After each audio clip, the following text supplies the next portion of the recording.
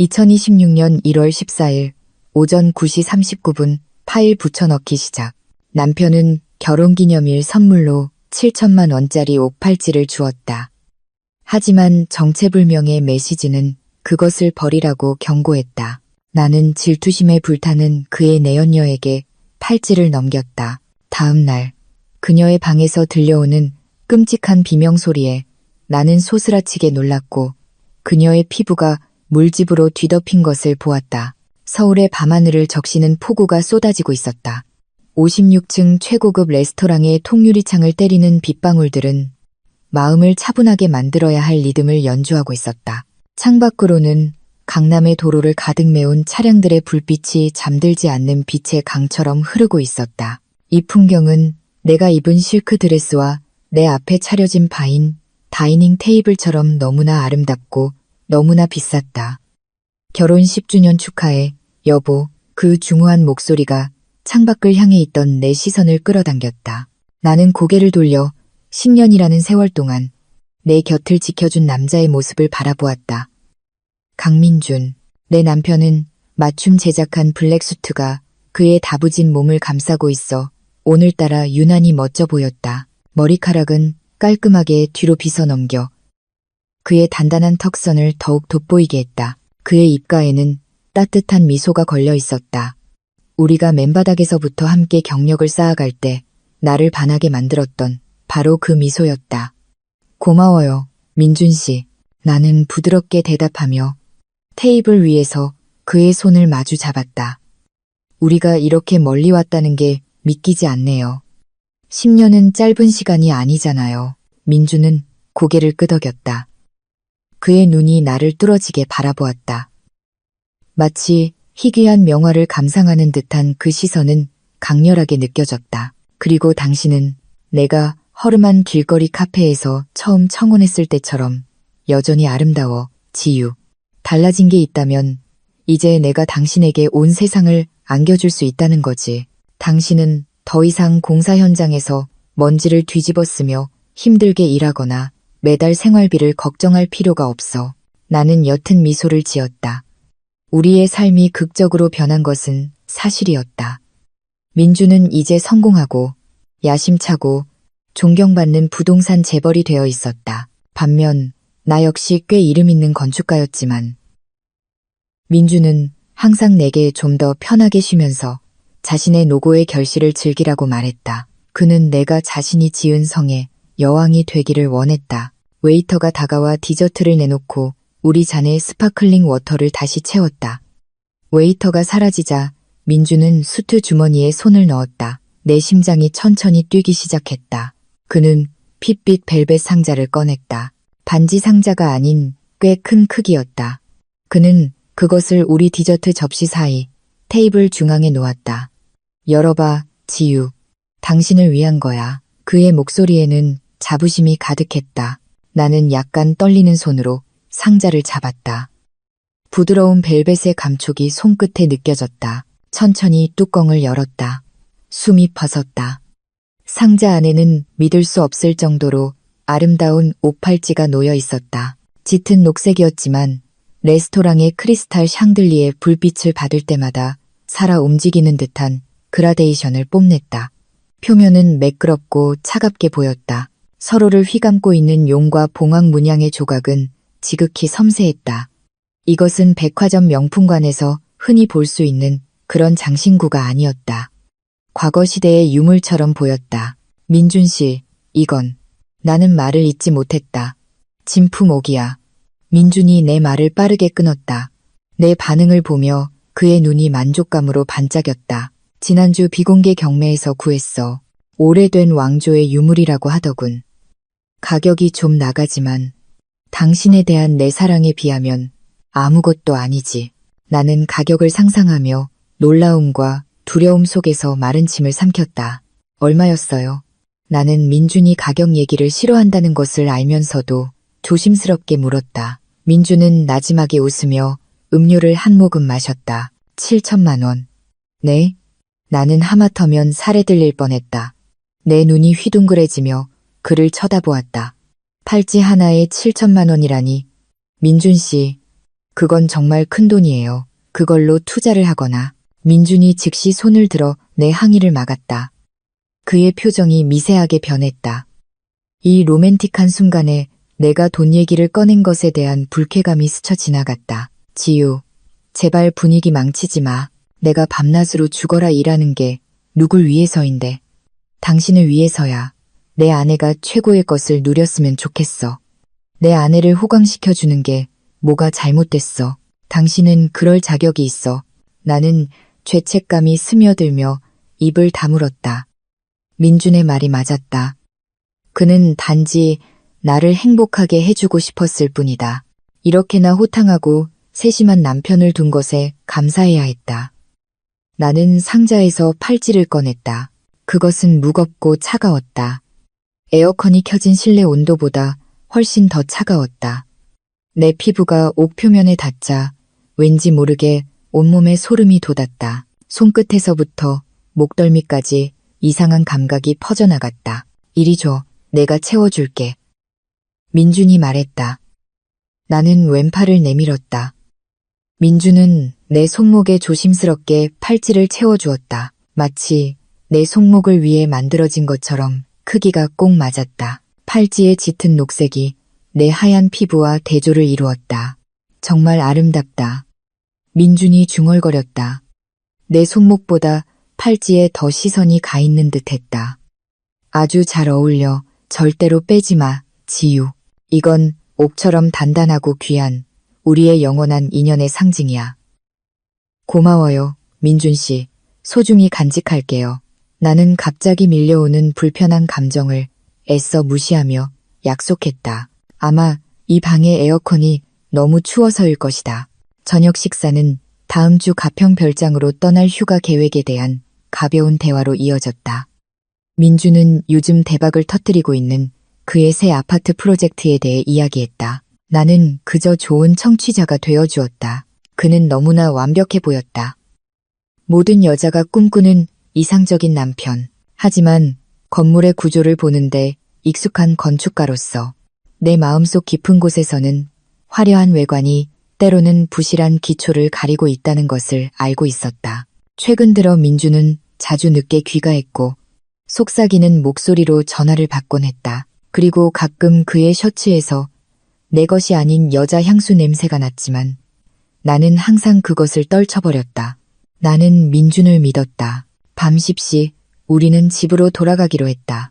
비는 여전히 그치지 않았고 민준의 고급 세단이 젖은 서울의 도로를 가르고 있었다. 차 안은 조용했고 라디오에서 흘러나오는 재즈 연주곡만이 들려왔다. 민준은 운전에 집중했고 다른 한 손으로는 옥팔찌를 찬 내 손을 잡고 있었다. 그는 가끔 엄지손가락으로 팔찌 표면을 쓰다듬었는데 그 반복적인 움직임이 왠지 나를 불안하게 만들었다. 갑자기 클러치 안에 있던 내 휴대폰이 길게 진동했다. 나는 민준의 손에서 천천히 손을 빼고 휴대폰을 꺼냈다. 고객이나 가족 단톡방에서 온 메시지겠거니 생각했다. 휴대폰 화면이 켜지며 어두컴컴한 차 안에서 눈부시게 빛났다. 연락처에 등록되지 않은 번호로부터 온 메시지 알림이었다. 이름 없이 무작위 숫자 배열만 있었다. 나는 메시지를 열었다. 그 순간 내 피가 멈추는 것 같았다. 내 눈은 화면에 고정되었다. 짧은 문장을 몇 번이고 다시 읽었다.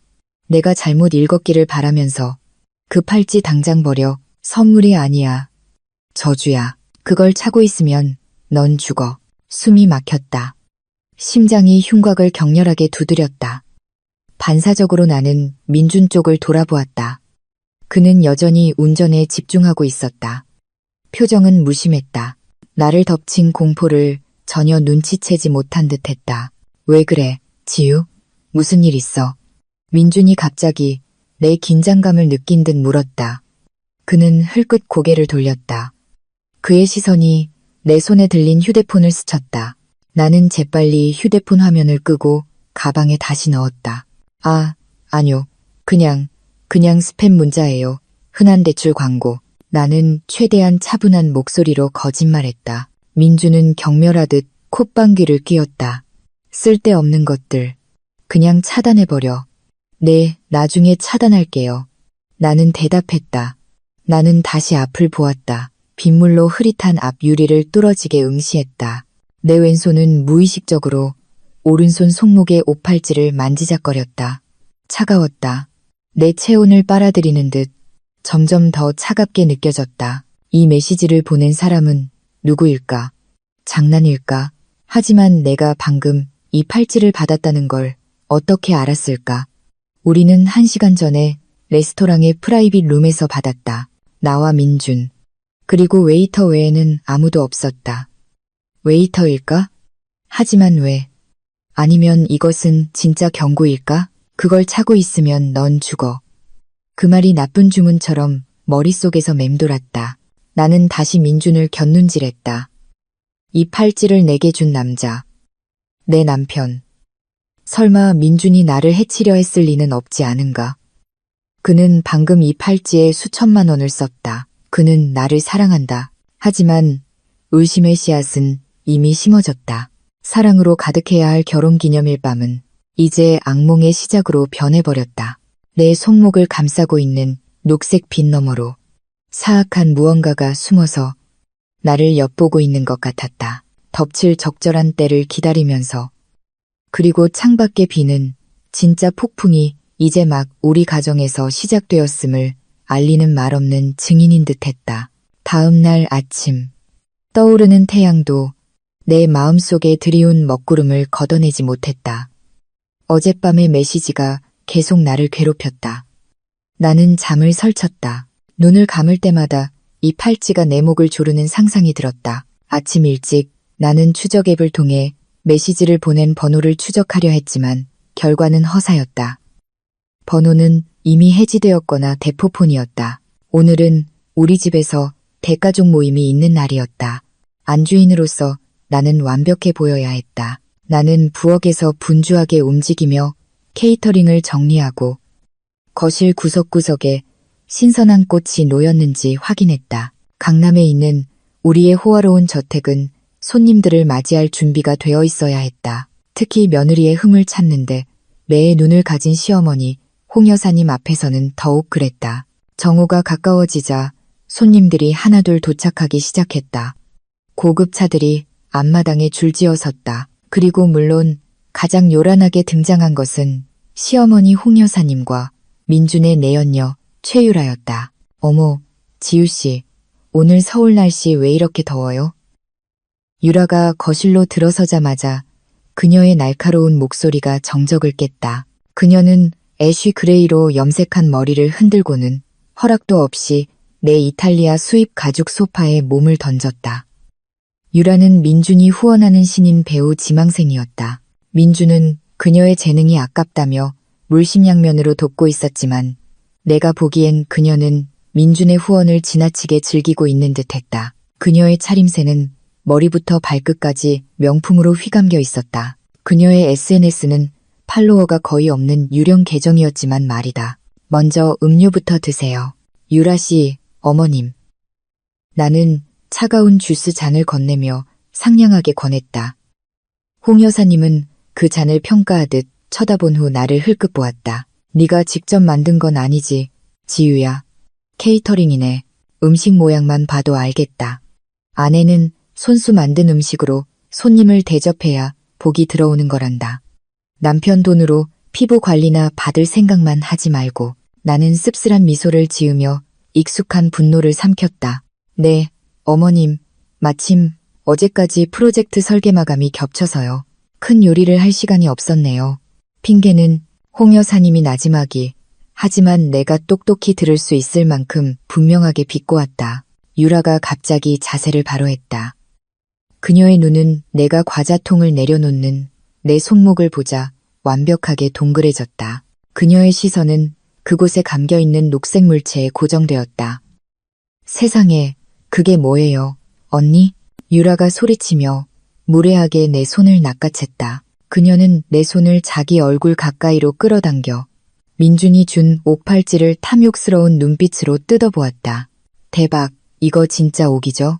색이 정말 진하네요. 이거 엄청 비싸겠는데요. 민준 오빠가 사준 거죠. 나는 유라의 거친 손길에 불쾌감을 느끼며 천천히 손을 뺐다. 네, 어젯밤 결혼기념일 선물로요. 얼마짜리인데요? 유라가 흥분해서 물었다.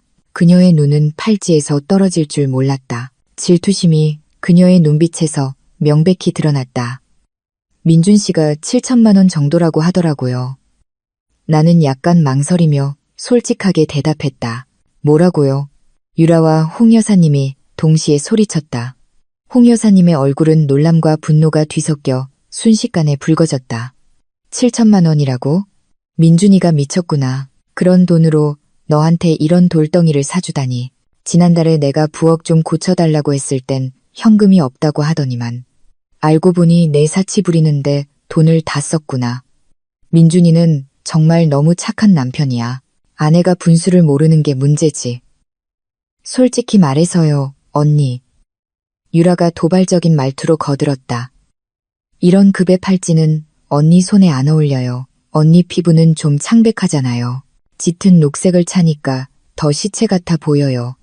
게다가 언니 스타일은 너무 딱딱하고 너무 고리타분하잖아요. 이 팔찌는 좀 더 젊고 더 글래머러스한 아우라가 필요하다고요. 나는 잠시 침묵했다. 그녀의 모욕은 익숙했지만 이번에는 내 머리가 빠르게 돌아갔다. 어젯밤의 메시지가 다시 떠올랐다. 그 팔찌 당장 버려. 그걸 차고 있으면 넌 죽어. 만약 그 메시지가 사실이라면 이 팔찌는 위험하다. 만약 그 메시지가 거짓이라면 이 팔찌는 여전히 시어머니와 내연녀와의 문제의 근원이다. 나는 유라를 바라보았다. 항상 내 남편에게 빌붙고 항상 나를 깎아내리려 애쓰는 여자. 그리고 내 착각인지는 모르겠지만 종종 민준을 내연녀로서 부적절한 눈빛으로 바라보는 여자.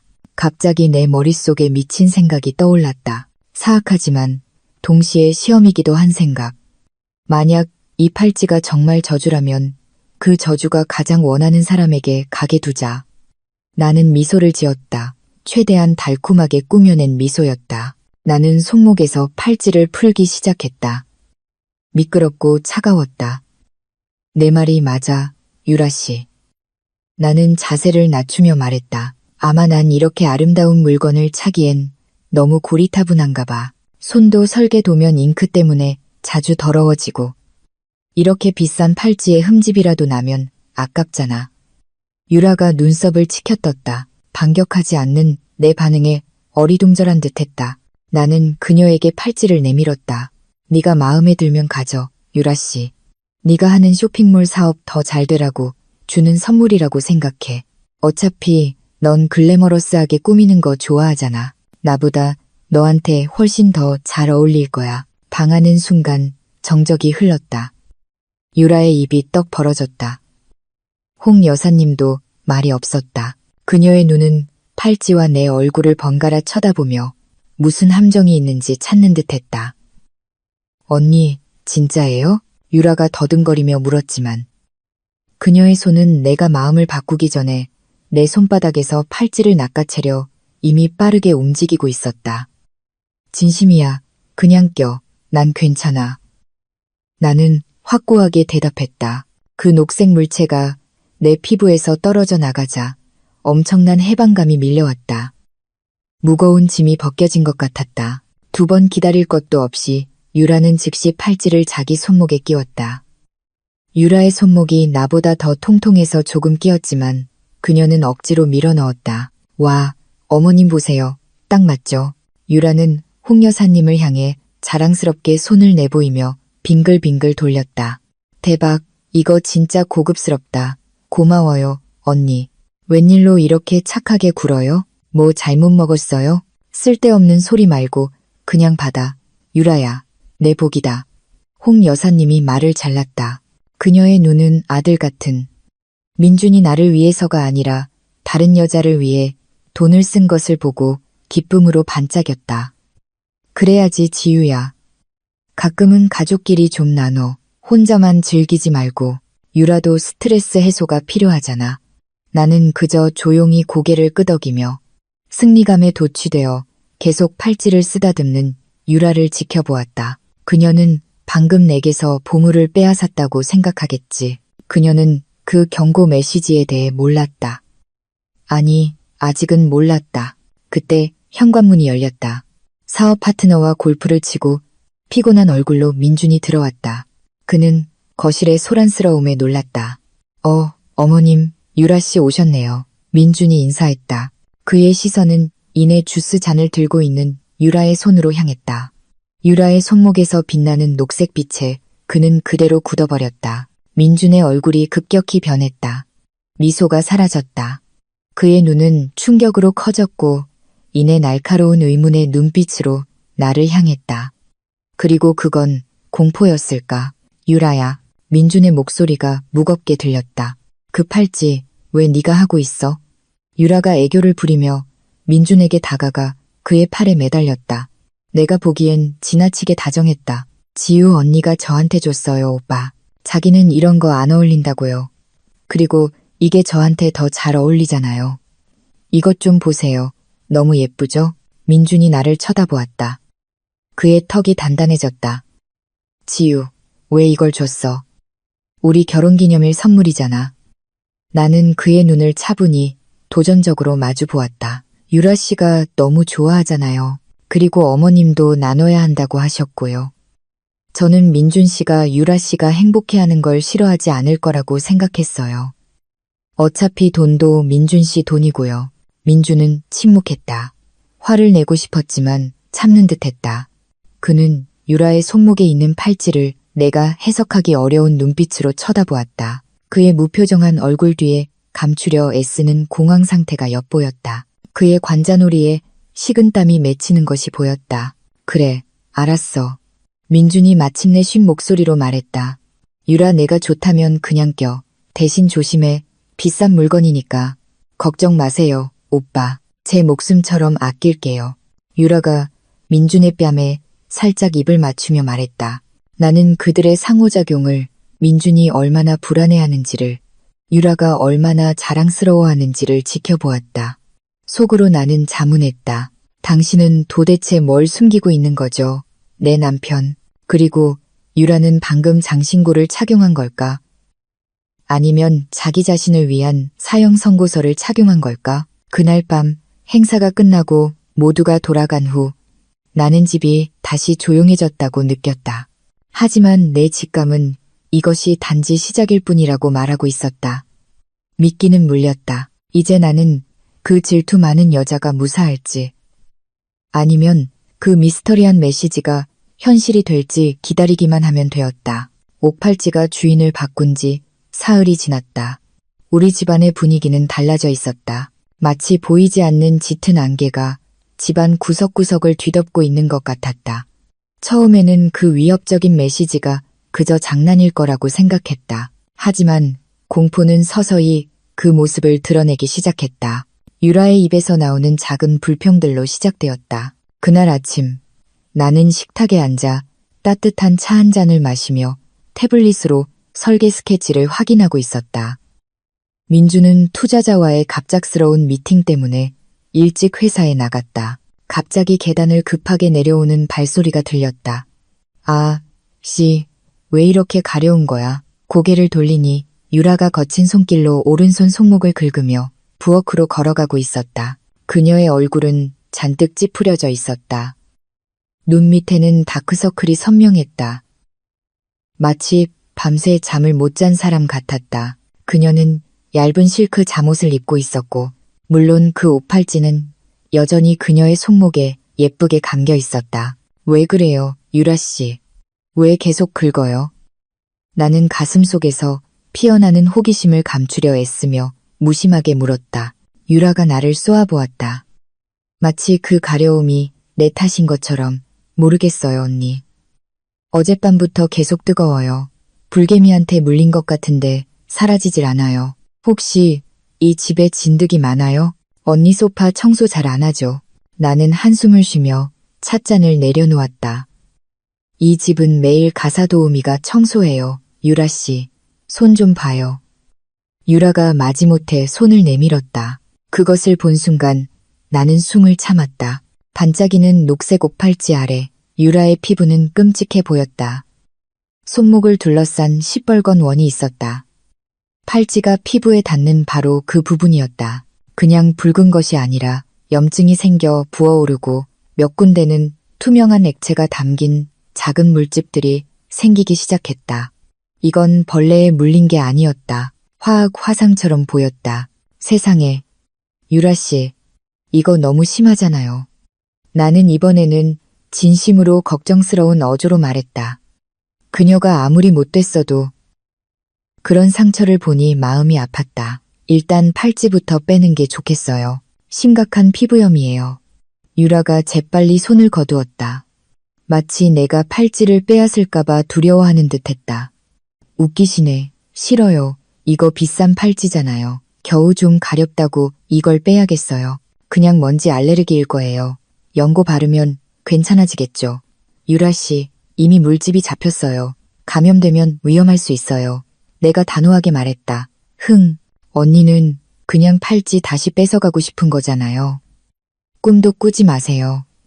유라가 쏘아붙였다. 그러고는 냉장고로 돌아서서 찬물병을 꺼내 손목에 대며 아픔을 참는 신음 소리를 냈다. 오후가 되자 상황은 더욱 악화되었다. 홍 여사님이 방문했다. 원래는 유라와 쇼핑을 갈 생각이었지만 점점 더 부어오르는 유라의 손 상태를 보자마자 홍 여사님은 폭발했다. 지유야, 내가 유라한테 무슨 짓을 한 거니? 홍 여사님의 고함이 거실에 울려 퍼졌다. 2층에서 막 내려온 나는 곧바로 내 얼굴을 향한 손가락질과 마주해야 했다. 유라는 소파에 앉아 신음하고 있었고 그녀의 손은 이제 노란 진물이 배어나온 얇은 붕대로 감겨 있었다. 저는 아무 짓도 안 했어요, 어머님. 나는 차분하게 대답했다. 거짓말, 유라 손 좀 봐. 분명 네가 준 그 팔찌 때문일 거야. 홍 여사님이 불같이 비난했다. 너 일부러 그런 거지. 유라한테 독성 물질로 만든 가짜를 줬거나 아니면 그 팔찌에 저주라도 건 거지. 너 무당한테라도 다녀왔니, 지유야? 그 비난이 너무나 터무니없어서 상황이 이렇게 긴박하지 않았다면 웃음이 터져 나올 뻔했다. 어머님, 제발 이성적으로 생각하세요. 그 팔찌는 민준 씨가 7천만 원을 주고 산 거예요. 보증서도 있고요. 민준 씨가 가짜를 샀을 리가 없잖아요. 그리고 무당이라니요? 어머님도 제가 얼마나 바쁘게 일하는지 아시잖아요. 제가 그런 짓 할 시간이 어디 있겠어요? 그럼 유라가 왜 저렇게 된 건데? 홍 여사님은 물러서지 않았다. 그녀는 애교 섞인 울음을 터뜨리는 유라를 끌어안았다. 우리 불쌍한 아가 얼마나 아플까. 정말 인정머리 없는 여자 같으니라고. 소란이 절정에 달했을 때 현관문이 열렸다. 민준이 돌아왔다. 그의 얼굴은 피곤해 보였지만 유라의 손에 감긴 붕대와 어머니의 시뻘건 얼굴을 보자마자 그의 표정은 즉시 공황 상태로 변했다.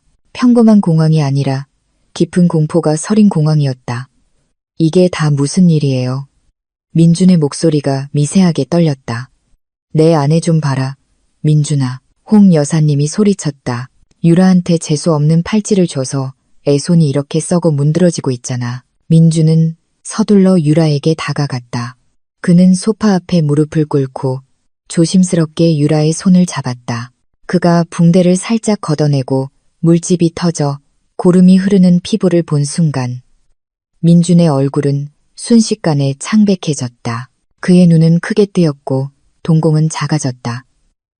빼. 민준이 속삭였다. 그의 목소리는 거의 들리지 않았다. 네, 오빠. 유라가 어리둥절하며 물었다. 당장 그 팔찌 빼. 민준이 갑자기 소리쳐 우리 모두를 깜짝 놀라게 했다. 그의 목에 핏대가 섰다. 그는 마치 귀신이라도 본 사람 같았다. 유라는 겁에 질려 울음을 터뜨렸다. 아파요, 오빠. 손이 부어서 팔찌가 빠지질 않아요. 꽉 꼈어요. 민준은 좌절한 듯 보였다. 그는 자신의 머리를 헝클어뜨리고는 미친 사람처럼 거실을 이리저리 서성였다. 젠장, 왜 이렇게 빨리. 그가 나지막이 중얼거렸지만 내 예리한 귀는 그 말을 놓치지 않았다. 왜 이렇게 빨리? 그 질문이 내 머릿속을 맴돌았다. 그 말은 민준이 무언가 일어날 것을 알고 있었지만 이렇게 빨리 일어날 줄은 예상하지 못했다는 것을 암시했다. 내 심장이 쿵 내려앉았다. 그 메시지는 사실이었다. 민주는 그 팔찌가 위험하다는 것을 알고 있었다. 하지만 왜 그는 그 위험한 팔찌를 처음에 나에게 주었을까? 그가 나를 죽이고 싶었던 걸까? 지금 당장 병원에 가자. 민준이 다시 자신을 추스르려 애쓰며 결정했다. 유라는 최고의 피부과 의사에게 데려가야 해. 싫어요, 오빠. 주사 맞는 거 무서워요. 유라가 애교 섞인 거절을 했다. 그리고 내일 우리 가평으로 휴가 가기로 했잖아요. 지금 병원에 가면 입원하라고 할 텐데. 그럼 휴가 취소되잖아요. 난 그냥 맑은 공기 마시면서 쉬면 돼요. 멍청한 소리 하지 마, 유라야. 이건 심각해. 민준이 소리쳤다. 하지만 유라는 더욱 히스테릭하게 울었고 홍 여사님은 민준이 동생 같은 유라에게 소리쳤다며 그를 나무랐다. 결국 긴 논쟁 끝에 유라는 일단 진통제와 항생제 연고만 바르기로 결정되었다. 민준은 동의하지 않는 듯 했지만 유라의 칭얼거림과 홍 여사님의 잔소리에 밀려났다. 그날 밤 나는 잠을 이룰 수 없었다. 나는 우리 방 커튼 뒤에 서서 옆 발코니를 엿보았다. 그곳 구름에 가린 희미한 달빛 아래 민준이 서 있었다. 그는 누군가와 통화하고 있었다. 그의 몸짓은 불안해 보였다. 그는 가끔 뒤를 돌아보며 아무도 보고 있지 않은지 확인했다. 나는 아주 조심스럽게 발코니 문을 살짝 열어 엿들을 수 있는 작은 틈을 만들었다. 반응이 너무 빨라요, 박사님. 민준의 목소리는 속삭임이었지만 날카로웠다. 네, 피부가 심하게 문드러졌어요. 겨우 이틀밖에 안 지났는데 박사님은 이게 천천히 방출된다고 하셨잖아요. 아니요, 지우가 찬 게 아니라 유라가 찼어요. 네, 그 바보 같은 애가 뺏어갔어요. 이제 어떻게 하죠? 만약 걔가 빨리 죽으면 경찰이 의심할 거예요. 알겠습니다. 알겠습니다. 일단 큰 병원에 못 가게 막아볼게요. 내 피가 얼어붙었다. 다리에 힘이 풀렸다. 나는 쓰러지지 않기 위해 문틀을 붙잡아야 했다. 역시 사실이었다. 그 팔찌는 무기였고 원래 목표는 나였다. 민준, 내 남편이 누군가와 공모하여 사랑의 선물로 위장한 독을 사용해 나를 서서히 죽이려 했다. 그리고 이제 그 무기가 엉뚱한 희생자를 낳았다. 나는 천천히 발코니 문을 닫고 전쟁터의 북소리처럼 격렬하게 뛰는 심장을 안고 침대로 돌아왔다. 나는 어두운 방의 천장을 바라보았다. 눈물이 흘러내렸다. 슬픔 때문이 아니라 너무나도 깊은 배신감의 고통 때문이었다. 민주는 내가 죽기를 원했다. 그는 나를 제거하고 싶어 했다. 하지만 왜? 내가 뭘 잘못했지? 우리는 세상 사람들 눈에는 완벽한 부부였다. 그 어둠 속에서 나는 맹세했다. 나는 희생자가 되지 않을 것이다. 만약 민준이 불장난을 하고 싶다면 나는 그가 그 불에 타버리도록 만들 것이다. 유라는 의도치 않은 희생자일지 모르지만 그녀 자신의 탐욕이 그녀를 이 파멸로 이끌었다. 나는 침묵할 것이다. 나는 그들 모두를 파멸시킬 충분한 증거를 찾을 때까지 이 죽음의 연극을 지켜보는 관객이 될 것이다. 내일 가평에서 이 드라마는 계속될 것이고 나는 아무것도 모르는 바보 같은 아내의 역할을 완벽하게 해내야 한다. 가평으로 가는 길은 마치 장례 행렬 같았다. 서울의 잿빛 하늘이 우리를 도시 밖으로 배웅했고 고도가 높아질수록 짙은 안개가 구불구불한 길을 뒤덮기 시작했다. 그치지 않는 이슬비가 내려 분위기를 더욱 어둡고 차갑게 만들었다.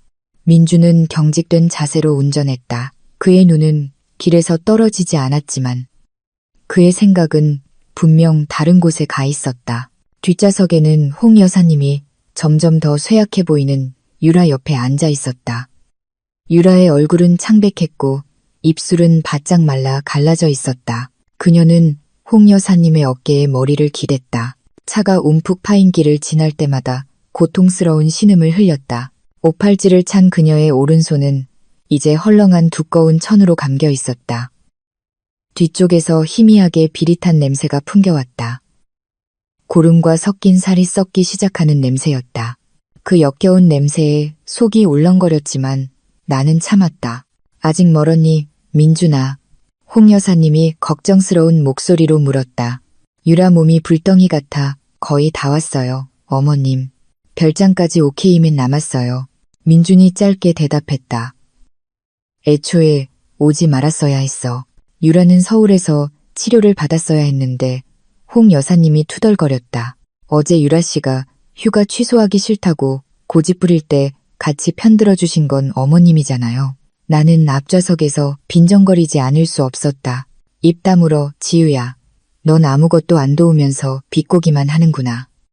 홍 여사님이 쏘아붙였다. 나는 다시 입을 다물고 창밖으로 소용돌이 치는 하얀 안개를 바라보았다. 길 양옆의 소나무 숲이 우리를 감시하는 검은 거인처럼 보였다. 별장에 도착해서도 분위기는 나아지지 않았다. 민준의 가족 별장은 넓은 정원에 삼나무가 가득한 낡은 유럽식 건물이었다. 웅장했지만 차갑고 거만하게 느껴졌다.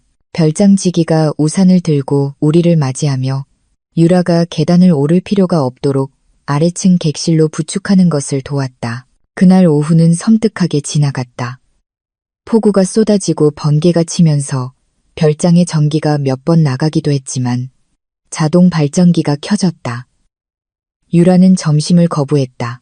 그녀는 물만 마셨고 그것마저도 다시 토해냈다. 저녁이 되자 민주는 우리 모두에게 함께 저녁을 먹자고 강요했다.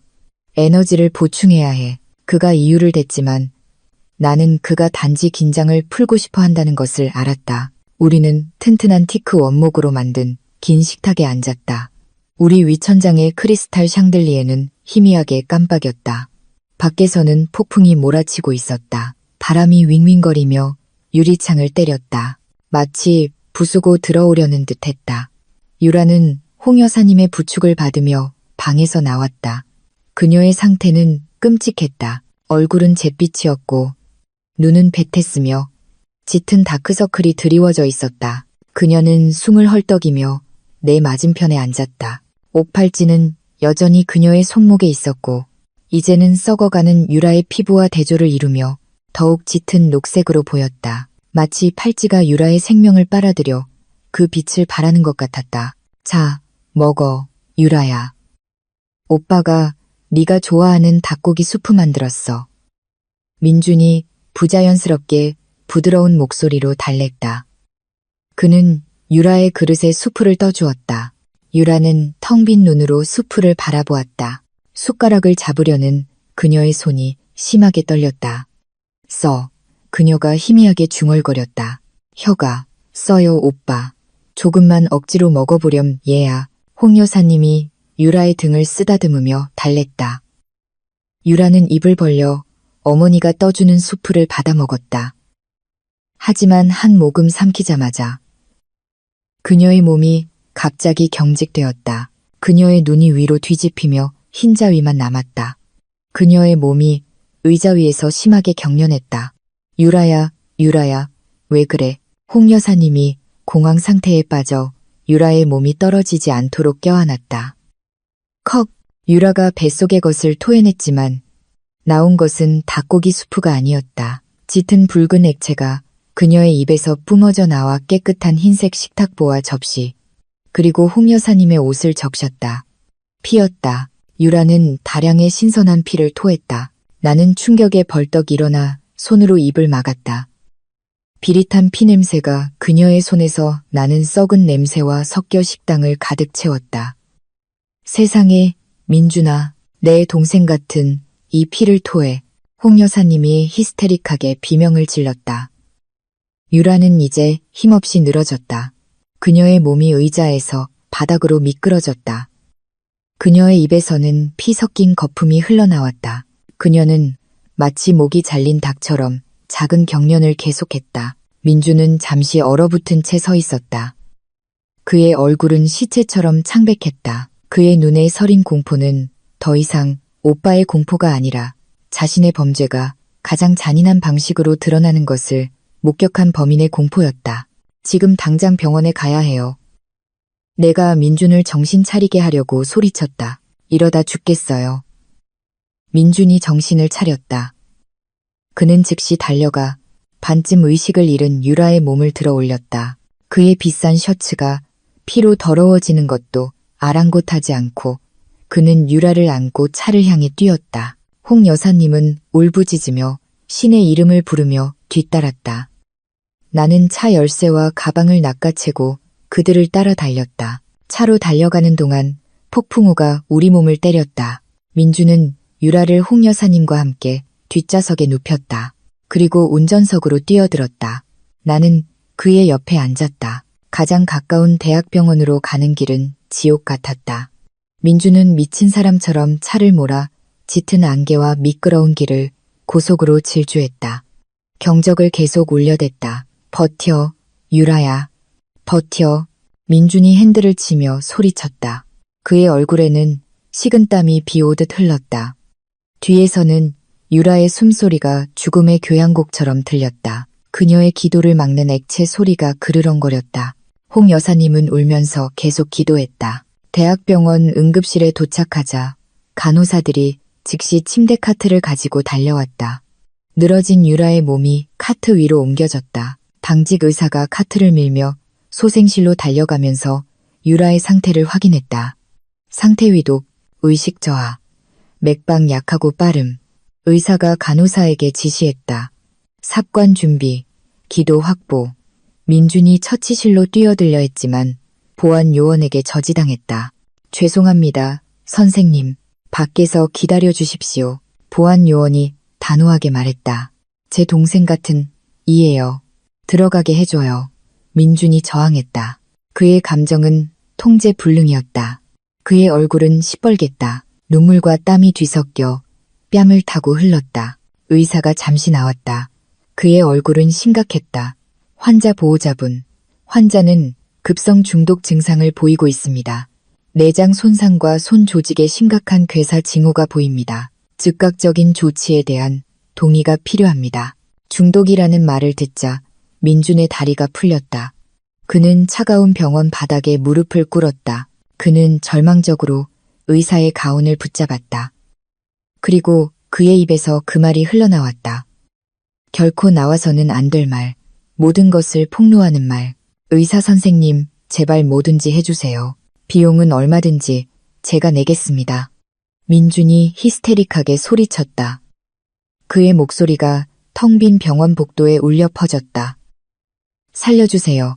그녀와 제 아이를 살려주세요. 시간이 멈춘 것 같았다. 정적. 안에서 들려오는 심장 모니터 소리만이 삐삐 빠르게 울렸다. 나는 민준의 뒤에 얼어붙은 채 서 있었다. 내 몸이 심하게 떨렸다. 병원의 에어컨 때문이 아니라 방금 들은 현실의 충격 때문이었다. 제 아이를 대기 의자에서 울고 있던 홍 여사님도 갑자기 조용해졌다. 그녀는 입을 벌린 채 아들을 쳐다보았다. 의사는 혼란스러운 듯 미간을 찌푸렸다. 선생님, 환자가 임신 중이라는 말씀이십니까? 민주는 자신이 무슨 말을 했는지 깨달은 듯 했다. 그는 손으로 입을 막았다. 그의 눈은 나를, 그리고 어머니를 불안하게 쳐다보았다. 방금 붉었던 그의 얼굴은 이제 석회처럼 하얗게 변했다. 그는 방금 제 무덤을 팠다는 것을 알았다. 나는 천천히 앞으로 걸어갔다. 내 발이 납덩이처럼 무거웠다. 나는 남편의 눈을, 그의 썩은 영혼을 꿰뚫어 보듯 쳐다보았다.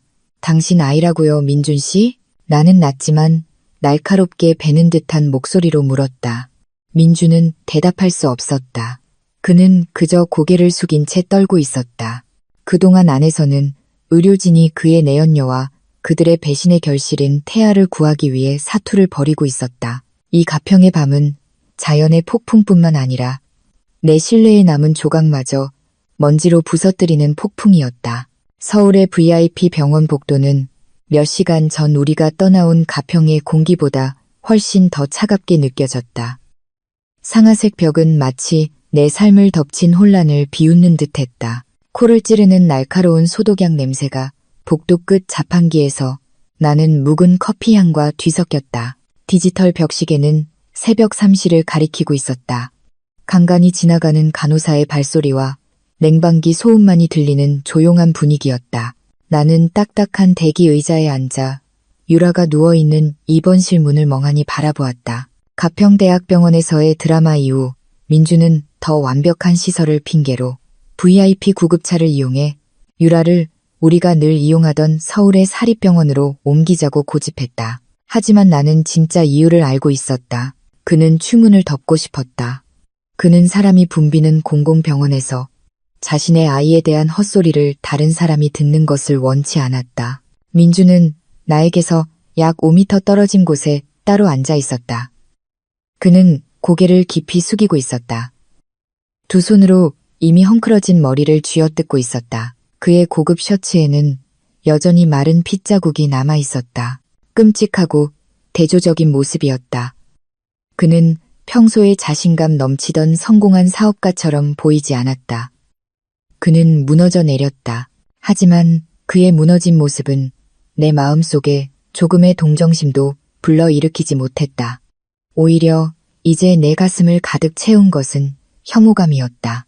홍 여사님은 대기실 소파에서 불편한 자세로 잠들어 있었다. 그녀의 얼굴은 눈물로 부어 있었다. 잠든 와중에도 그 늙은 여인의 이마는 찡그려져 있었다. 마치 악몽이 계속 그녀를 쫓는 듯했다. 나는 눈을 감았다. 격렬하게 뛰는 두통을 가라앉히려 애썼다. 응급실에서 민준이 했던 말이 고장난 카세트 테이프처럼 계속 맴돌았다. 그녀와 제 아이를 살려주세요. 결국 내 등 뒤에서, 내 집에서 그들은 불장난을 하고 있었던 것이다.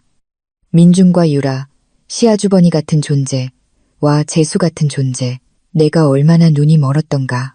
어쩐지 유라가 항상 과도하게 애교를 부렸다. 어쩐지 민준이 항상 유라를 딱하다는 핑계로 감싸고 돌았다. 알고 보니 그 동정심은 그들의 추악한 욕망을 가리기 위한 가면일 뿐이었다. 그리고 이제 유라는 임신했다. 그 배신의 씨앗이 내 자리를 빼앗으려던 여자의 자궁에서 자라고 있었다. 하지만 이 감정의 폭풍 속에서 그들의 불륜보다 더 시급한 것이 있었다. 그 독, 그 미스터리한 메시지는 사실이었다. 옥팔찌에는 치명적인 독이 들어 있었다. 중금속 중독. 가평의 의사가 그렇게 말했다. 만약 유라가 그것을 차지 않았다면 지금 저기 누워서 피를 토하며 죽어가고 있을 사람은 바로 나였을 것이다. 민주는 나를 죽일 작정이었다. 내 남편이 내 죽음을 원했다.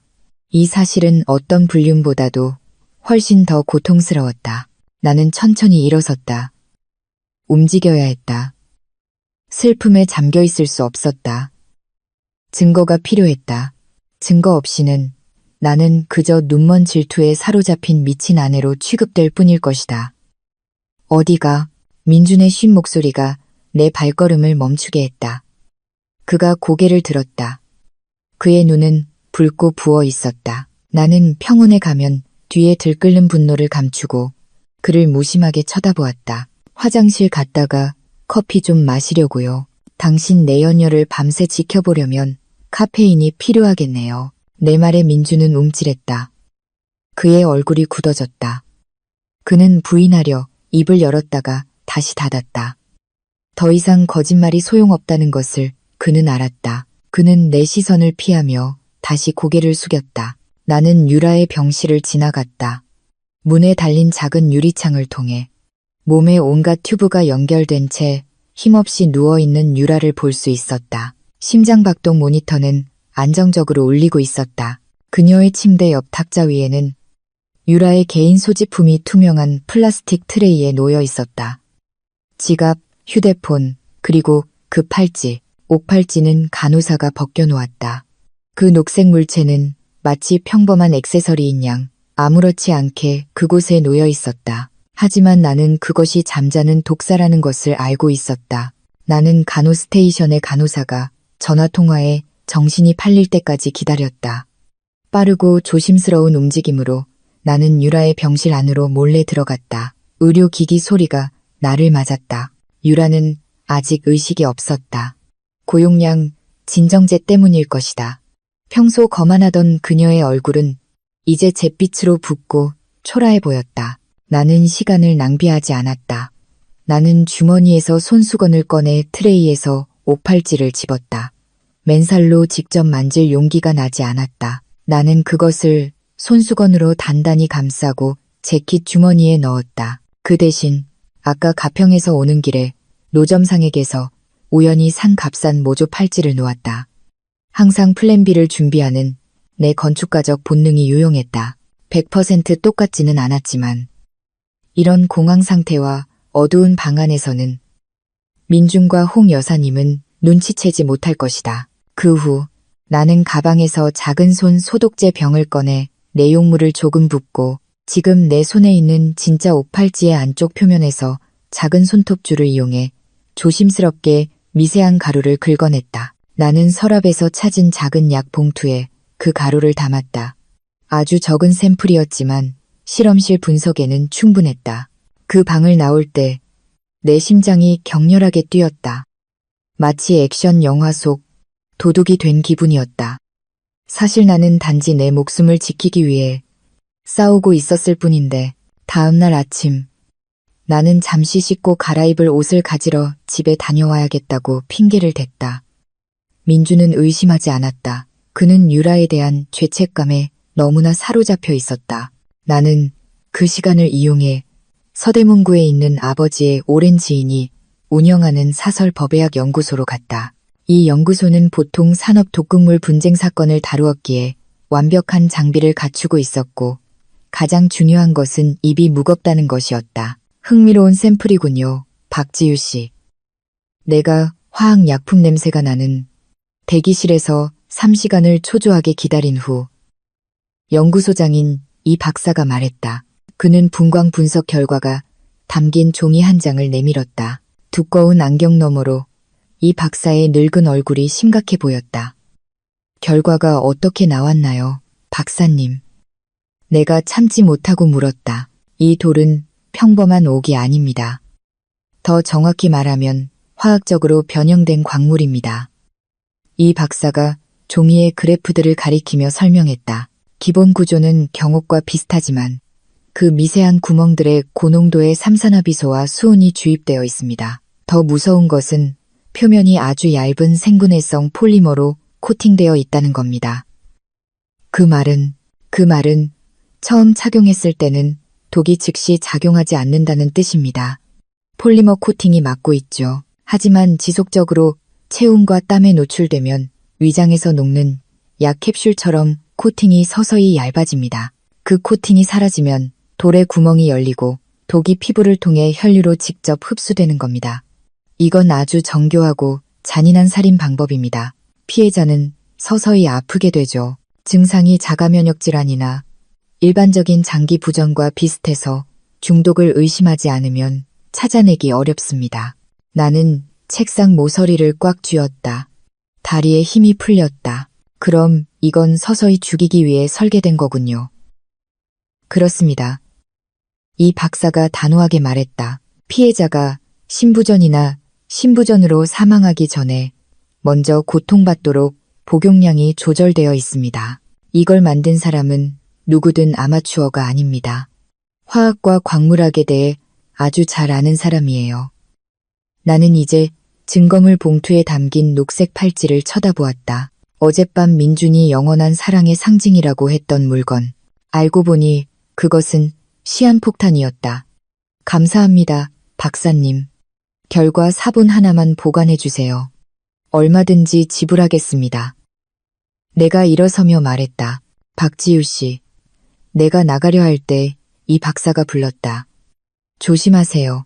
이런 물건에 접근할 수 있는 사람은 평범한 사람이 아닙니다. 이건 암시장에서 거래되는 물건이에요.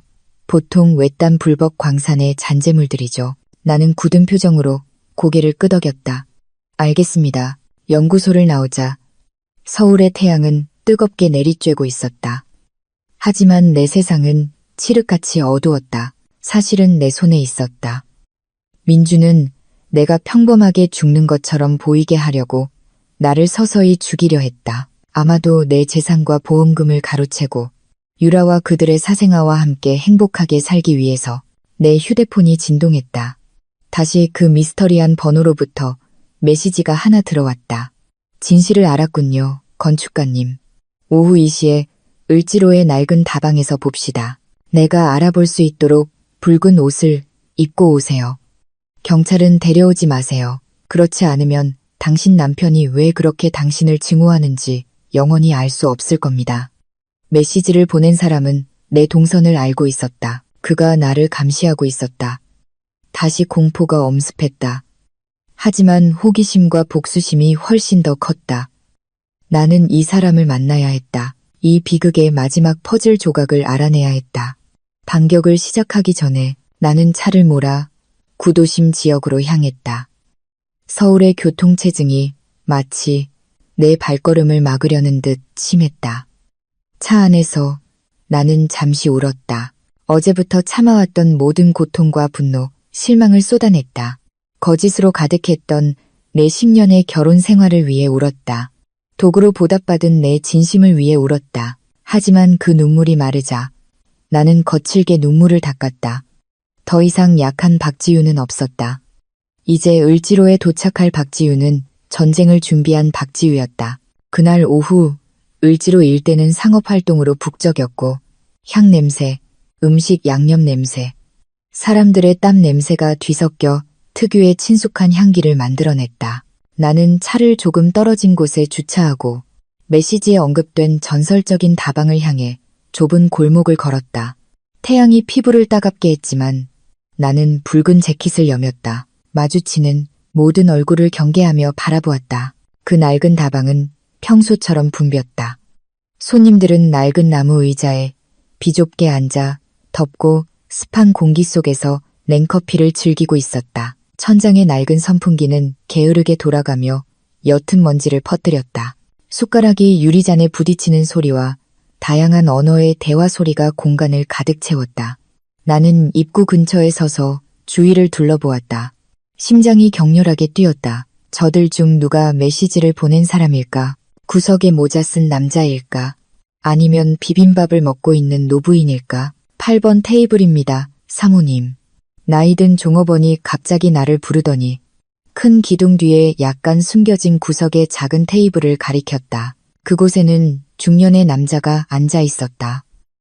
나이는 60대쯤 되어 보였다. 머리카락은 완전히 희끗희끗했고 얼굴에는 힘든 삶을 이야기하는 깊은 주름이 가득했다. 그는 색이 바랜 낡은 셔츠를 입고 있었다. 가장 눈에 띄는 것은 그의 오른손이었다. 약지와 새끼손가락이 없어 끔찍한 흉터가 남아 있었다. 그의 앞에는 뜨거운 블랙커피 2잔이 놓여 있었다. 나는 심호흡을 하고 다가갔다. 내가 그의 맞은편에 앉자. 남자가 고개를 들었다. 그의 눈은 날카롭고 칠흑같이 검었지만 깊은 슬픔을 담고 있었다. 김 사장님, 어제 추적 앱에서 사라지기 전 잠시 나타났던 이름을 기억하며 내가 짐작했다. 남자는 옅은 미소를 지었다. 눈까지는 닿지 않는 미소였다. 앉으세요. 지유양. 아니면 강민준 사모님이라고 불러야 하나. 본론부터 말하죠. 나는 빙빙 돌리고 싶지 않아. 차갑게 말을 잘랐다. 누구시죠? 그 팔찌에 대해 어떻게 아시는 거고요? 그리고 제 남편과는 무슨 관계죠? 김 사장님은 내 조급함을 즐기는 듯 태연하게 커피를 마셨다. 당신 아버지를 꼭 닮았군. 단호하고 시간 낭비하는 걸 싫어했지. 뱀새끼 같은 놈과 결혼한 게 안타까울 뿐이야. 내 눈이 가늘어졌다. 제 아버지를 아세요? 난 당신 시아버지를 더 잘 알지. 강 회장 말이야. 민준이 아버지. 그가 민준의 작고한 아버지 이름을 증오의 찬호조로 언급하며 대답했다. 30년 전 나와 강 회장은 동업자였어. 우리는 강원도 깊은 산골에서 불법 채광을 했지. 금을 찾았지만 우리가 발견한 건 지옥이었어. 김 사장님은 잔을 내려놓고 나를 진지하게 바라보았다. 우리는 숨겨진 동굴에서 녹색 옥광맥을 발견했어. 정말 아름다웠지. 하지만 이상하게도 그 동굴 주변에는 어떤 동물도 살지 않았어. 새들은 그 위를 날다가 그냥 뚝뚝 떨어져 죽었지. 우린 어리석고 탐욕스러워서 계속 채광을 했어. 그는 잠시 말을 멈추고 장애가 있는 오른손을 들어 올렸다. 이게 그 대가야. 안전장치 없이 그 원석을 만진 지 일주일 만에 내 손이 썩기 시작했어.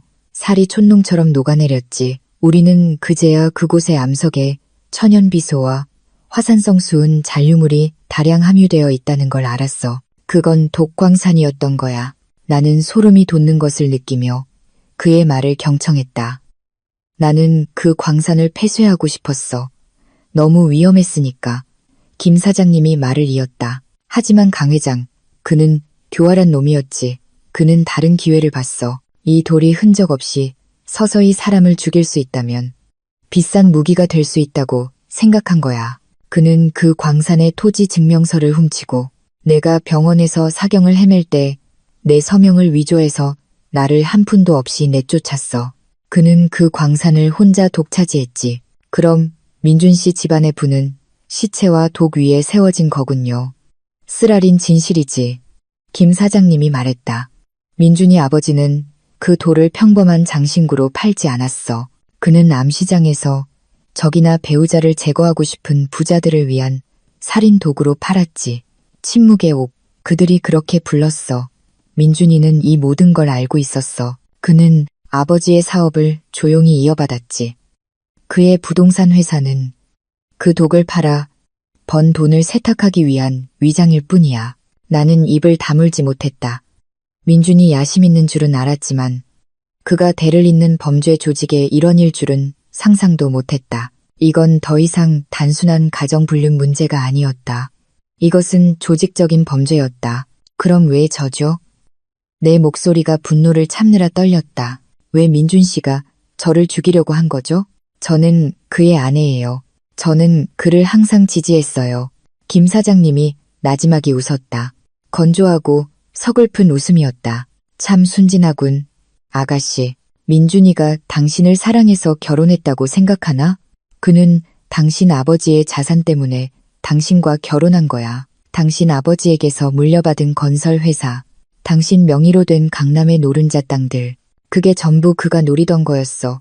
민준이의 부동산 사업은 지금 파산 직전이야. 지유양. 그는 싱가포르에서 수조 원대의 주식 도박 빚을 졌어. 그가 살아남을 유일한 방법은 당신의 자산을 청산하는 거야. 내 세상이 오늘 두 번째로 무너져 내렸다. 그럼 지난 10년이 전부 거짓이었던 것이다. 모든 포옹, 모든 입맞춤, 모든 사랑의 속삭임이 그에게는 장기적인 투자였을 뿐이다. 나는 그저 젖이 다 마르면 도살될 준비가 된 젖소에 불과했다. 하지만 그는 당신과 이혼할 수 없었지. 당신들의 혼전 계약서가 당신의 자산을 보호하고 있으니까. 김 사장님이 내 생각을 읽은 듯 말을 이었다. 만약 당신들이 이혼하면 그는 아무것도 얻지 못해. 하지만 당신이 죽으면 남편으로서 그는 당신의 유일한 상속인이 되지. 그는 당신이 병으로 자연스럽게 죽어야 했어. 그래서 그 팔찌를 당신에게 준 거야. 내 눈물이 참을 수 없이 흘러내렸다. 이번에는 슬픔의 눈물이 아니라 순수한 증오의 눈물이었다. 내가 너무나 바보 같았다. 왜 저에게 이 모든 걸 알려주시는 거죠? 나는 거칠게 눈물을 닦으며 물었다. 난 당신 아버지에게 목숨 빚을 졌거든. 예전에 강 회장에게 버림받고 노숙할 때 당신 아버지가 나에게 작은 가게를 열 수 있도록 자본금을 대주셨어. 내 인생을 망친 놈의 아들 때문에. 그분의 딸이 죽게 내버려 둘 수는 없었지. 김 사장님이 대답했다. 그의 시선이 부드러워졌다. 게다가 나는 강 회장 집안이 몰락하는 걸 보고 싶어. 민준이가 추락하는 걸 보고 싶다고. 김 사장님은 테이블 아래 낡은 가방에서 작은 USB 메모리를 꺼냈다. 여기에는 그 광산에 대한 오래된 자료와 그의 아버지가 저지른 불법 거래 증거가 들어있어. 민준이를 당신에 대한 살인 미수로 직접 감옥에 보내기에는 부족할지 몰라도 경찰이 파헤치기 시작하게 만들기에는 충분할 거야. 나는 그 USB를 받아 단단히 쥐었다. 이것은 탄약이었다. 하지만 조심해, 지유양. 민준이는 지금 궁지에 몰려 있어. 팔찌가 그의 내연녀 손에 들어가면서 계획이 실패했으니까. 그는 분명 패닉 상태일 거야. 패닉에 빠진 사람은 무슨 짓을 할지 몰라. 그가 오늘 밤 당신을 해치우기 위해 더 거친 방법을 시도할지도 몰라. 그가 내연녀를 지키는 동안 당신이 집에 혼자 있을 때 말이야. 그가 이기게 두지 않을 거예요. 나는 차갑게 말했다. 그는 내가 죽기를 원했죠. 좋아요. 그를 위해 죽어주죠. 하지만 나는 그의 악몽으로 부활할 거예요. 김 사장님이 미소를 지었다.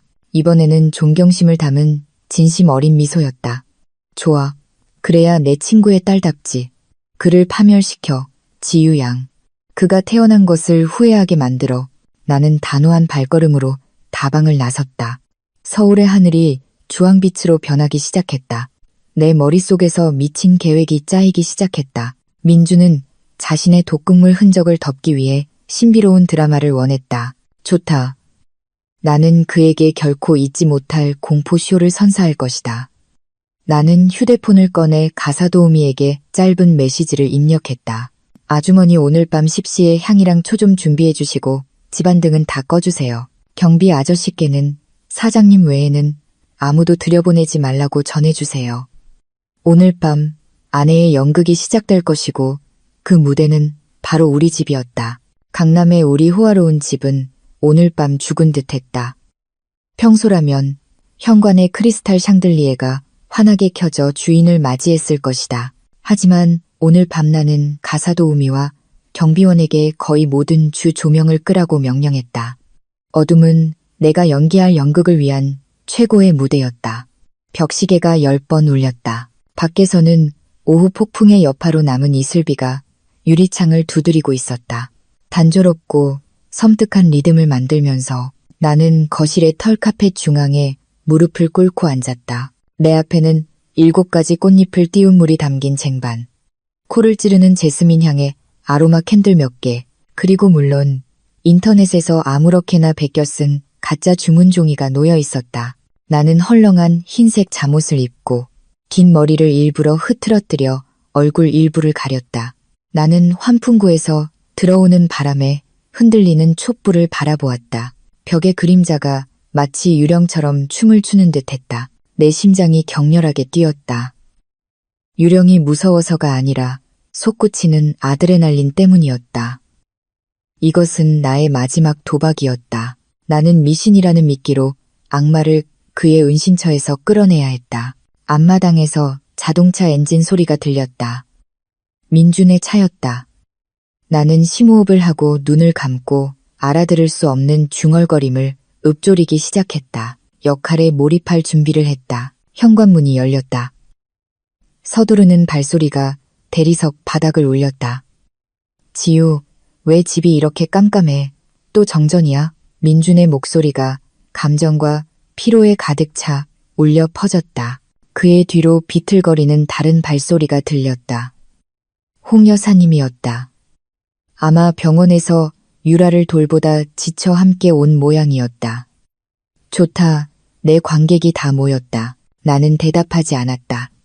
나는 계속 중얼거리며 몸을 앞뒤로 흔들었다. 마치 무아지경에 빠진 사람처럼. 지유, 내 말 안 들려. 민준이 거실로 들어와 휴대폰 손전등을 켰다. 그 빛이 내 얼굴을 비췄다. 나는 갑자기 고개를 들어 일부러 공허하게 보이도록 힘을 준 눈으로 그를 쏘아보았다. 희미한 촛불과 휴대폰 불빛 속에서 내 모습이 충분히 무서웠을 거라고 확신했다. 세상에, 홍 여사님이 놀라 비명을 지르며 민준의 등 뒤로 숨었다. 지유, 너 왜 그래? 이 꽃들은 다 뭐야? 너 미쳤어? 그가 화났어. 나는 목소리를 무겁고 쉬게 바꿔 속삭였다. 그가 화났어. 피를 원해. 민준은 침묵했다. 그의 얼굴에 긴장감이 역력했다. 그는 방금 병원에서 지옥 같은 하루를 보냈다. 자신의 내연녀가 피를 토하는 것을 본 그의 정신은 분명 약해져 있을 것이다. 이것이 내가 파고들 틈이었다. 누가 화났다는 거야? 무슨 소리 하는 거야? 민준이 소리쳤지만 그의 목소리는 떨리고 있었다.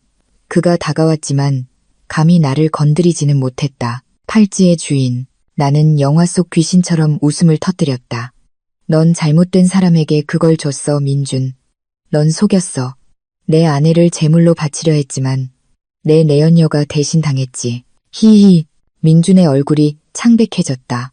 그는 한 걸음 물러섰다. 헛소리하지 마, 지유. 정신 차려. 유라는 지금 죽어가고 있어. 그녀의 피부가 불타고 살이 녹아내리고 있어. 그건 벌이야. 그 주인이 말했어. 네가 자백하지 않으면 유라는 절대 낫지 않을 거라고. 네가 그 저주를 원래 주인에게 되돌려 놓지 않으면 나는 다시 히스테릭하게 울부짖으며 내 머리카락을 쥐어뜯었다. 홍 여사님이 겁에 질려 울기 시작했다. 민준아, 민준아, 이거 진짜 귀신 들린 거야. 유라가 아픈 게 너무 이상하잖아. 의사들도 원인을 모른대. 어쩌면 지유 말이 맞을지도 몰라. 그 팔찌에 귀신이 붙어 있는 거야. 너 그 팔찌 어디서 샀어? 회개해야 해, 민준아. 유라를 살리려면 네 죄를 고백해. 홍 여사님의 압박에 민준의 방어선이 흔들렸다. 그의 어머니마저 내 연기에 속아 넘어갔다. 민준은 궁지에 몰린 듯 보였다. 그의 관자놀이에서 식은땀이 비오듯 흘렀다. 그는 두려움과 혼란, 분노가 뒤섞인 멍한 눈으로 나를 쳐다보았다. 조용히 하세요, 어머니. 민준이 어머니에게 소리쳤다. 그러고는 나에게로 돌아서서 내 어깨를 잡고 거칠게 흔들었다. 지유, 연극 집어치워. 귀신도 없고 주인도 없어. 있어. 나는 그의 얼굴 바로 앞에서 소리쳤다. 그가 지금 내게 속삭이고 있어. 네가 일부러 그랬다고. 네가 날 죽이려 했다고. 내 재산을 빼앗고 유라랑 결혼하려고 날 죽이려 했다고. 자, 자백해. 네가 자백하지 않으면 유라는 오늘 밤 죽을 거야. 내 목숨 대신 그녀의 영혼이 끌려갈 거라고. 그만해, 지유야. 자백해. 그 악마 같은 팔찌로 날 죽이려 했다고 말해. 그래, 널 죽이려 했어. 하지만 악마 따위가 아니야. 이 멍청아. 민준의 고함이 밤의 정적을 깼다. 어떤 천둥 소리보다도 더 크게. 그의 숨이 가빠지고 눈은 핏발이 섰다. 그는 이미 통제력을 잃었다. 내가 제시한 초자연적인 공포와 유라에 대한 죄책감의 압박 아래 그의 이성이 무너져 내렸다. 정적 홍 여사님이 손으로 입을 막았다. 그녀의 눈이 믿을 수 없다는 듯 아들을 쳐다보았다. 민주는 자신이 무슨 말을 외쳤는지 깨달았지만 그의 감정은 이미 쏟아져 나온 뒤였다. 그는 순수한 증오로 나를 쳐다보았다.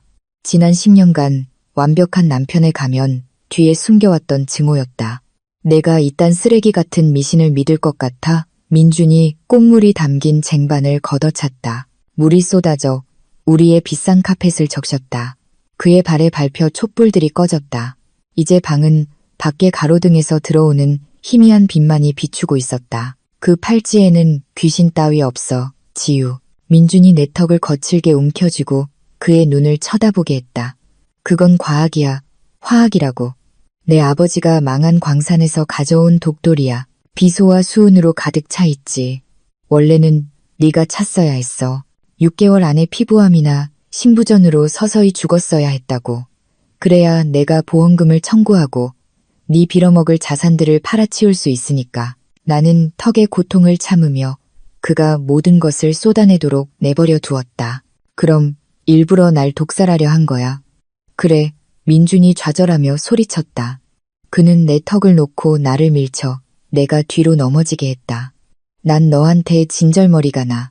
잘난 척하는 건축가 사모님 남편 노릇도 지긋지긋하다고. 난 내 잔소리가 아니라 도박 빚갚을 내 돈이 필요했어. 그런데 내 어리석고 탐욕스러운 내연녀가 그 팔찌를 뺏어갔지. 젠장, 너희 둘의 탐욕 때문에 내 계획이 다 망가졌어. 민준이 자신의 머리를 쥐어뜯으며 덫에 걸린 야수처럼 이리저리 서성였다. 이제 유라가 내가 널 위해 만든 독 때문에 죽어가고 있어. 웃기지, 빌어먹을 업보, 민준아. 홍 여사님의 목소리가 희미하게 떨렸다. 내가 지유를 죽이려 했다고? 내가 유라를 독살했어? 내 아들, 유라는 내 손주를 임신했단 말이야. 민준아. 민준이 차가운 눈으로 어머니를 돌아보았다. 조용히 하세요. 어머니도 그동안 지유 돈으로 잘 사셨잖아요. 이제 와서 깨끗한 척하지 마세요. 지유가 죽으면 우리 모두 행복하고 우리 모두 부자가 되는 거였어요. 그런데 그 바보 같은 유라가 모든 걸 망쳤다고. 나는 천천히 일어섰다. 잠옷의 먼지를 털어냈다. 더 이상 연기도, 히스테리도, 빙의도 없었다. 내 얼굴은 이제 차분하고 무표정하고 차가웠다. 나는 민준을 쳐다보았다. 내 시선에 그의 기세가 갑자기 꺾였다. 나는 방구석의 콘솔 테이블로 걸어갔다. 큰 화병 뒤에 작은 물체가 붉게 깜빡이고 있었다. 클라우드 서버에 직접 연결된 고감도 마이크가 달린 숨겨진 카메라였다. 나는 그 카메라를 집어들고 그가 볼 수 있도록 높이 들어 올렸다. 자백 고마워요, 강민준 씨. 나는 평소에 단호하고 위험 있는 목소리로 말했다.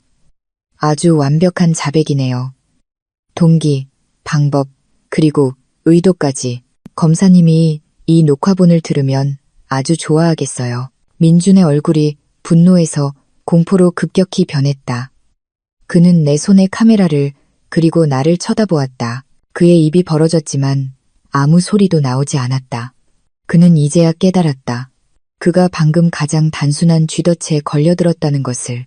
너, 민준이 더듬거렸다. 그의 발이 뒤로 물러섰다. 연극은 끝났어요, 내 남편. 나는 비스듬히 미소 지으며 말했다. 귀신은 없어요. 단지 패닉에 빠진 남편을 유인하는 법을 아는 똑똑한 아내가 있을 뿐이죠. 내가 고리타분하다고 했죠. 그럴지도요. 하지만 당신을 무너뜨리는 내 방식은 아주 현대적이에요. 민준이 분노에 차 울부짖었다. 죽어. 그가 나를 향해 달려들었다. 그의 손이 내 목을 조르고 카메라를 부수고 나를 영원히 침묵시키기 위해 뻗어졌다. 하지만 나는 움직이지 않았다. 도망치지 않았다. 나는 그저 똑바로 서서 그를 쳐다보았다. 쾅! 현관문이 밖에서 강제로 부서졌다. 경찰이다. 움직이지 마. 장총으로 무장한 완전 무장 경찰 수십 명이 집 안으로 들이닥쳤다. 그들은 즉시 거실을 포위했다. 전술 손전등 빛이 눈을 부시게 하며 도약하다가 중간에 얼어붙은 민준을 향해 비쳤다. 민준은 갑자기 멈췄다. 숨이 부섰다. 그는 주위를 둘러보았다. 자신을 향한 총구들을 보았다. 강민준, 손들어. 한 경찰 간부가 소리쳤다. 민준은 떨었다. 무릎이 후들거렸다. 그는 나를 다시 한번 쳐다보았다. 애원하는 눈빛 아니었다. 완전한 패배의 눈빛이었다. 경찰들 뒤로 김 사장님이 지팡이를 짚고 여유롭게 걸어 들어왔다. 그는 내 옆에 서서 만족스러운 미소로 민준을 쳐다보았다. 내가 말했지, 지유양. 김 사장님이 속삭였다. 왕조의 몰락은 그 왕의 탐욕에서 시작되는 법이야. 민준은 무릎을 꿇었다. 후회해서가 아니었다. 그의 게임이 끝났다는 것을 알았기 때문이었다. 오늘 밤 그가 자랑하던 이 웅장한 집에서 그는 모든 것을 잃었다. 아내, 내연녀, 아이, 재산, 그리고 자유까지. 그리고 나는 그저 그를 쳐다보며 서 있었다. 이질감을 느끼면서 무릎 꿇은 저 남자는 더 이상 내 남편이 아니었다. 그는 단지 나를 죽이려 했던 낯선 사람일 뿐이었다. 그리고 나는 방금 그를 산채로 묻었다. 평소 조용하던 집안의 분위기는 이제 귀를 찢을 듯한 완전한 혼돈으로 변했다. 앞마당에서는 경찰차 사이렌이 울려 퍼졌고 파랗고 빨간 경광등 불빛이 대리석 벽에 반사되며 몰락의 밤에 비극적인 디스코를 연출했다. 강남의 고급 주택단지 이웃들이 집에서 나오기 시작했다. 평소 무관심하던 부자들이 이제 담장 앞에 모여 비싼 휴대폰으로 이 사건을 촬영하며 수군거리고 있었다. 상류층 스캔들은 항상 잘 팔리는 뉴스거리였다. 나는 테라스에 서서 숄로 몸을 감싸고 그 체포 과정을 지켜보았다. 민주는 등 뒤로 수갑이 채워진 채 끌려 나왔다. 그는 더 이상 위풍당당해 보이지 않았다. 아까 저항하다가 셔츠가 찢어졌고 경찰에게 제압당하면서 얼굴에 멍이 들었다. 그는 고개를 깊이 숙이고 어느새 번개처럼 현장에 도착한 형사 전문 기자들의 카메라 플래시를 피했다. 내가 서 있는 곳을 지나갈 때 민주는 잠시 고개를 들었다. 우리의 시선이 마지막으로 마주쳤다. 사랑의 말도 사과의 말도 없었다. 단지 영혼이 죽어버린 남자의 텅 빈 눈빛뿐이었다. 그는 아주 오랫동안 바깥 세상을 다시는 볼 수 없으리라는 것을 알고 있었다. 살인 미수, 불법 유해물질 소지, 재산 사기, 그리고 아마도 김 사장님의 USB에 담긴 데이터로 돈 세탁 혐의까지 추가될 것이다. 데려가. 경찰 지휘관이 단호하게 명령했다. 민주는 순찰차 안으로 밀쳐졌다. 문이 세게 닫혔다. 쾅! 그 소리는 판사의 망치가 판결을 내리는 소리처럼 들렸다. 한편 홍 여사님도 끌려 나왔다.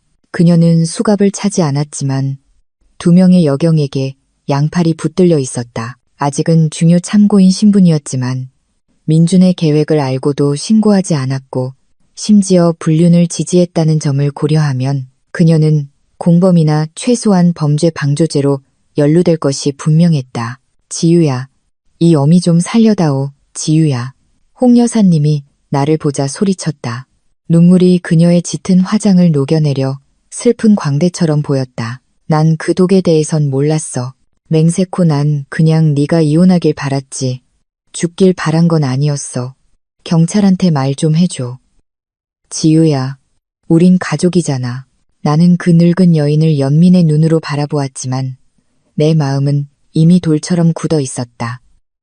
가족은 서로를 죽이지 않아요, 어머님. 가족은 재산 때문에 며느리가 독살 당하도록 내버려 두지 않아요.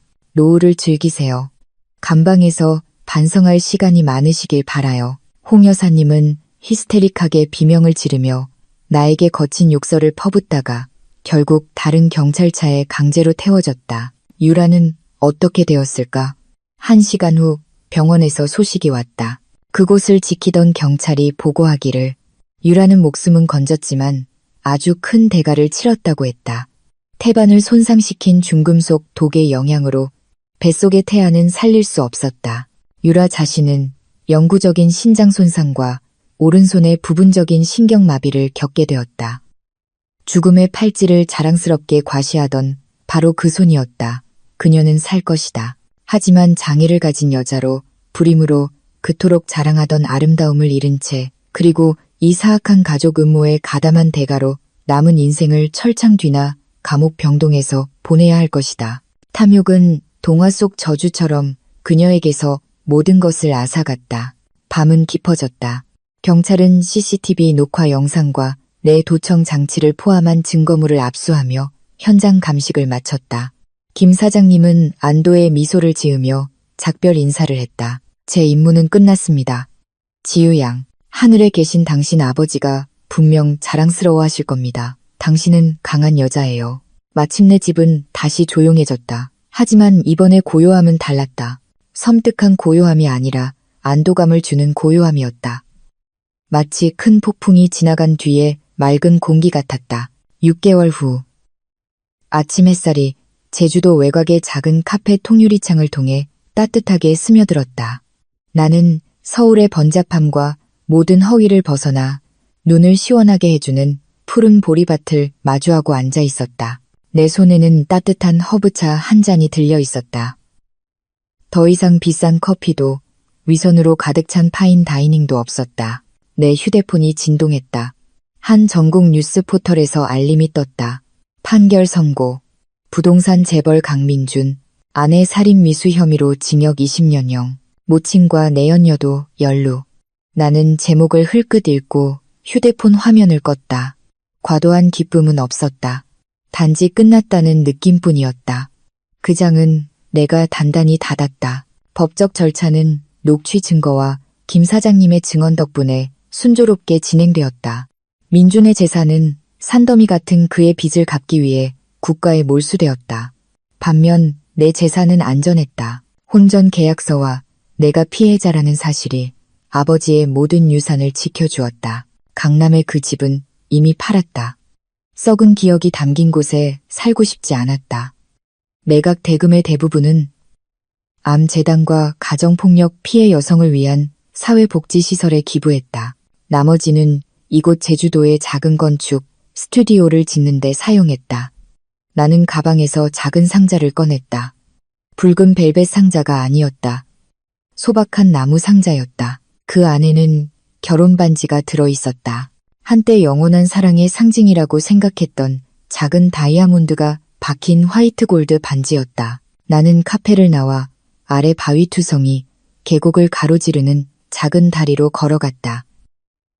맑은 계곡물이 마른 잎사귀들을 바다로 실어 나르고 있었다. 나는 그 반지를 단단히 쥐었다. 내 인생의 10년, 거짓의 10년이었지만 또한 나를 무적의 여자로 만들어준 10년이었다. 나는 민준을 사랑했던 것을 후회하지 않는다. 그 고통이 나 자신을 더 사랑하는 법을 가르쳐 주었기 때문이다. 나는 그 반지를 계곡으로 던졌다. 풍덩. 작은 물체는 거센 물살에 삼켜져 사라졌다. 내 과거처럼 멀리 떠내려갔다. 잘 가요, 민준 씨. 나는 불어오는 바람에 속삭였다. 교훈을 줘서 고마워요. 그리고 그 팔찌도요.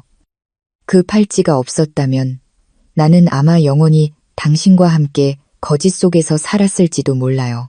나는 깊이 숨을 들이마셨다. 젖은 흙내음과 유채꽃 향기를 들이마셨다. 자유의 공기는 너무나도 달콤했다. 나는 돌아섰다. 내 스튜디오로 다시 발걸음을 옮겼다. 기다리는 의뢰인이 있었다. 만들어야 할 새로운 디자인이 있었고 살아가야 할 새로운 삶이 있었다. 내 이름은 박지유. 나는 더 이상 희생자인 아내가 아니다. 나는 내 운명의 건축가다.